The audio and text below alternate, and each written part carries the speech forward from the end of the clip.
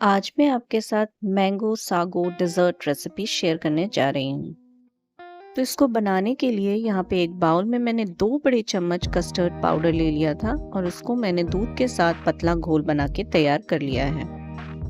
यहाँ पे मैंने आधा किलो के करीब दूध ले लिया था और इसको हम उबाल लेंगे। जब दूध में उबाल आ जाएगा तब आधा कप के करीब हम इसमें चीनी डालेंगे। इसको हिलाते हुए हम पका लेंगे तब तक जब तक चीनी हमारी घुल नहीं जाती। जब चीनी घुल जाएगी तो आंच की फ्लेम को हम धीरे कर देंगे और उसमें हम डालेंगे कस्टर्ड पेस्ट जो हमने तैयार करके रखा हुआ था।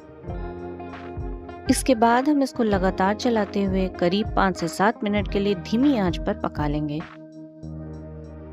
इसको पकाते हुए करीब 7 मिनट हो चुके हैं और इस तरह की कंसिस्टेंसी हमें प्राप्त हुई है और इसी स्टेज पर हम आंच को बंद कर देंगे और इसको ठंडा होने देंगे।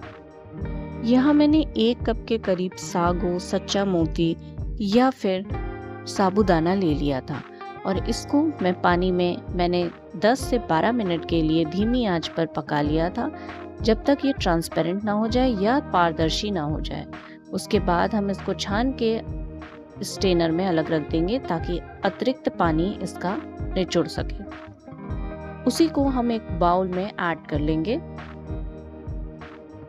उसी के साथ यहाँ पे मैं डाल रही हूँ 1 आम के करीब आम की प्यूरी। आप मुझे दुनिया के कौन से कोने से देख रहे हैं वो मुझे कमेंट सेक्शन में ज़रूर बताएं और अगर मेरी ये रेसिपी आपको किसी और भाषा या सबटाइटल में चाहिए तो आप अपने वीडियो की सेटिंग में जाके उसको बदल सकते हैं। आधा कप के करीब हम ठंडा पानी डालेंगे और इसको अच्छी तरीके से मिला लेंगे और अब हम इसमें तैयार किया हुआ कस्टर्ड डालेंगे और उसी के साथ हम इसमें छोटे कटे हुए आम के टुकड़ों को भी डालेंगे। उसके बाद हम इसको रेफ्रिजरेट करेंगे करीब 2 से 3 घंटों के लिए और ठंडा ठंडा सर्व करेंगे। मेरी इस आसान सी रेसिपी को ट्राई ज़रूर करिएगा और अगर रेसिपी पसंद आए तो अपने फ्रेंड्स और फैमिली के साथ शेयर करना बिल्कुल ना भूलें।